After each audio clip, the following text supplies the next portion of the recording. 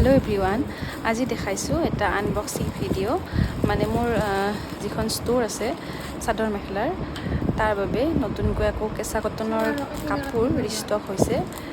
তো এই পাৰ্সেলটো আহিছে আৰু এতিয়া মই এইটো খুলিছো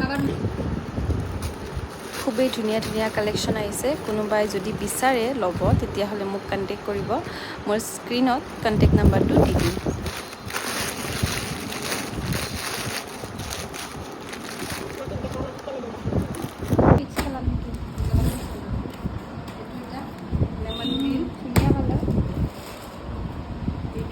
येलो